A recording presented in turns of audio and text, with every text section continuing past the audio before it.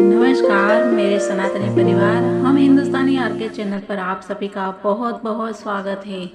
योगेश्वर श्री कृष्ण शरणम मम, भगवान श्री कृष्ण की शरण में है और हम भगवान श्री कृष्ण की बाल लीलाओं से लेकर भगवान के विवाह तक की लीलाओं का श्रवण कर रहे हैं। और हमें आशा है कि अभी इस विवाह की कथा अगर दीपावली के पहले सुन लिए जाए तो इसका बहुत ही पुण्य प्राप्त होगा, क्योंकि हम भगवान श्री लक्ष्मी नारायण की पूजा अवश्य करते हैं और इस पूजा का उद्देश्य सिर्फ और सिर्फ हमारा घर रिद्धि सिद्धि से और सुख समृद्धि से भरपूर हो जाए, यही इच्छा और तमन्ना हर गृहस्थ की रहती है।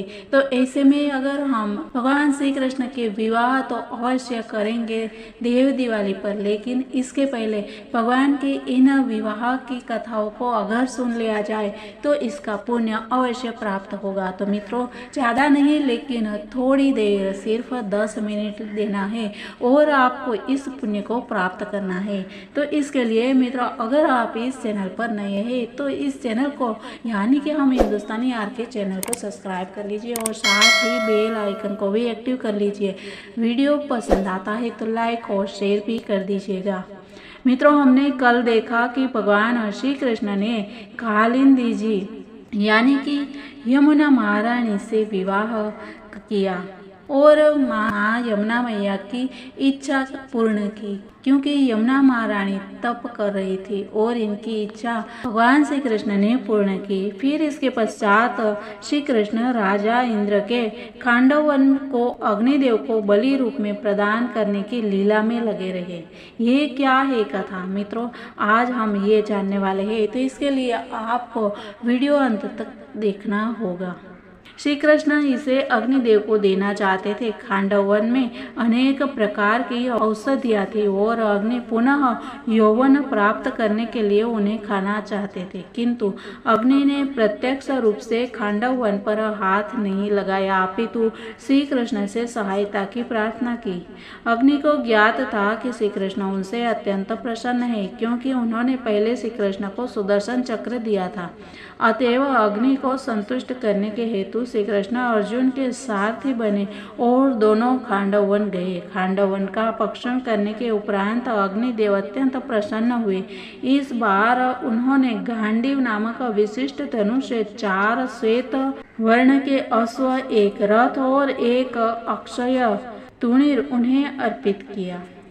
उस तर्कस में करिश्मा दिखाने वाले 2 बाण भी थे, जिनमें इतनी शक्ति थी कि कोई भी योद्धा उन्हें काट नहीं सकता था। जब अग्निदेव द्वारा खांडव वन का भक्षण किया जा रहा था तब अर्जुन ने मय नामक एक असुर की उस विनाशकारी अग्नि से रक्षा की। इस कारण वह असुर अर्जुन का महान मित्र बन गया। अर्जुन को प्रसन्न करने के लिए उसने विश्वकर्मा द्वारा निर्मित नगर के अंदर एक उत्तम सभागृह का निर्माण किया। इस सभागृह में कुछ सिरे ऐसे भ्रामक थे कि जब दुर्योधन इस गृह में आया तो वह चक्कर में पड़ गया। उसने भ्रमवश जल को स्थल तथा स्थल को जल समझा। इस प्रकार पांडवों के वैभव से दुर्योधन अपमानित हुआ और उनका परम शत्रु बन गया। कुछ दिन के उपरांत श्री कृष्ण ने राजा युधिष्ठिर से द्वारका लौटने की अनुमति ली। तब उन्हें अनुमति मिल गई। तब अपने साथ हस्तिनापुर में निवास करने वाले यदुओं के प्रमुख सात्यकी के साथ वे स्वदेश लौट गए। श्री कृष्ण के साथ कालिंदी भी द्वारका आई। वापस लौटने के पश्चात श्री कृष्ण ने कई विद्वान ज्योतिषियों से विचार विमर्श किया। वे कालिंदी से विवाह करने का मुहूर्त जानना चाहते थे। तदंतर उन्होंने बड़े ठाट बाट से कालिंदी से विवाह किया। इस विवाह संस्कार से दोनों पक्षों के संबंधी अत्यंत सुखी हुए और सभी ने इस महान अवसर का आनंद उठाया। अवंतीपुर में विंध्य तथा अनुविंध्य नाम के राजा थे। दोनों ही राजा दुर्योधन के अधीन थे। उनकी एक बहन थी जिसका नाम मित्रविंदा था।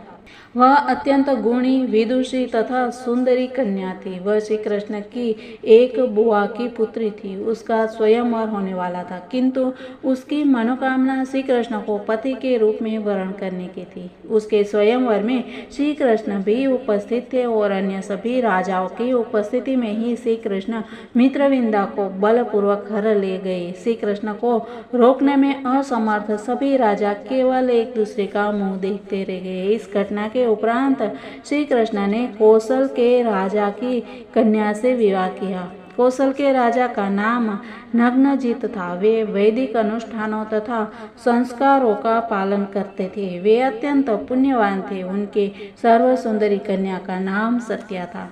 कभी कभी सत्या को नग्नजिती भी कहा जाता था, क्योंकि वह राजा नग्नजित की पुत्री थी। राजा नग्नजित के पास 7 अत्यंत शक्तिशाली तथा साहसी बैल थे। वे अपनी कन्या का विवाह उसी राजा से करना चाहते थे जो उन 7 बैलों को परास्त कर सके। राजाओं में कोई भी उन 7 बैलों को परास्त नहीं कर सका था और ना ही सत्या से विवाह कर सका। 7 बैल अत्यंत शक्तिशाली थे और वे राजाओं की गंध तक सहन नहीं कर पाते थे।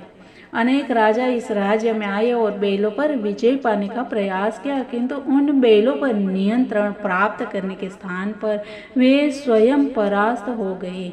यह समाचार देश में चारों ओर फैल गया। जब श्री कृष्ण ने सुना कि 7 बैलों को परास्त करके ही सत्या को प्राप्त किया जा सकता है, तब वे स्वयं कौशल राज्य जाने को तत्पर हुए। अनेक सैनिकों सहित राजसी ठाट से यात्रा करते हुए वे देश के उस भाग में गए जिसे अयोध्या कहा जाता है।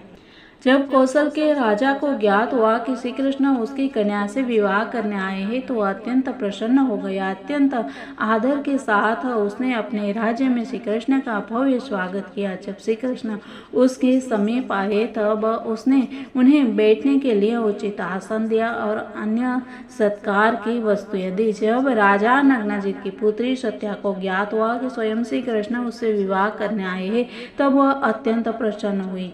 स्वयं लक्ष्मी देवी के पति कृपा करके उसे स्वीकार करने वहां आए हैं। दीर्घ काल से श्री कृष्ण के साथ विवाह करने की उसकी अभिलाषा थी और श्री कृष्ण को पति रूप में प्राप्त करने के लिए वह तपस्या कर रही थी।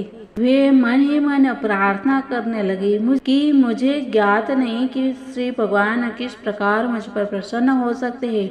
वे सबके श्री भगवान तथा स्वामी हैं। श्री भगवान के समीप स्थान प्राप्त करने वाले लक्ष्मी जी, शिव जी, ब्रह्मा जी और विभिन्न लोक के अन्य देवता भी सदैव श्री भगवान की सादर वंदना करते हैं। श्री भगवान कभी कभी अपने भक्तों की इच्छा पूर्ति के लिए भिन्न भिन्न अवतारों के रूप में इस धरती पर भी अवतरित होते हैं। राजा नग्नजित पहले से ही पुण्यात्मा थे और अब श्री कृष्ण को अपने महल में उपस्थित पाकर वे अपने ज्ञान तथा सामर्थ्य के अनुसार श्रेष्ठतम विधि से उनका पूजन करने लगे।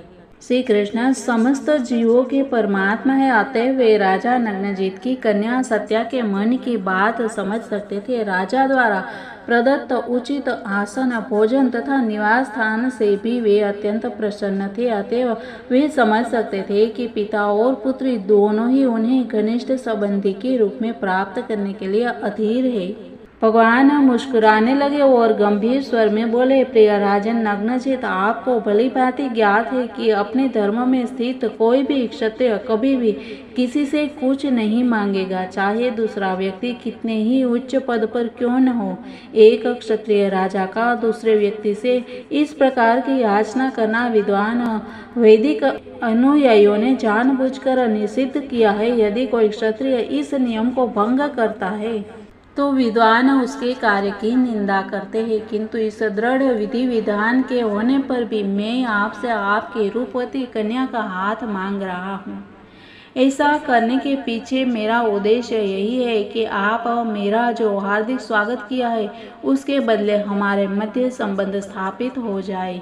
भगवान आगे कहते हैं कि आपको ये जानकर प्रसन्नता होगी कि हमारी पारिवारिक प्रथा नहीं है, अतः अपनी पुत्री को हमें देने के लिए आप कोई शुल्क लगाएंगे तो हम उसे नहीं दे सकते। दूसरे शब्दों में 7 बैलों को परास्त करने की शर्त पूरी किए बिना ही श्री कृष्ण राजा से सत्या का हाथ प्राप्त करना चाहते थे। भगवान श्री कृष्ण का वचन सुनकर राजा नग्नजित क्या जवाब देते हैं वो मित्रों हम कल की बातों में जानेंगे कि क्या राजा अपनी पुत्री सत्या को श्री कृष्ण के हाथ में सौंपते हैं या नहीं। इस बात के लिए आप इंतजार करिए। तब तक के लिए सबको जय हिंद, वंदे मातरम। भारत माता की जय, सनातन धर्म की जय।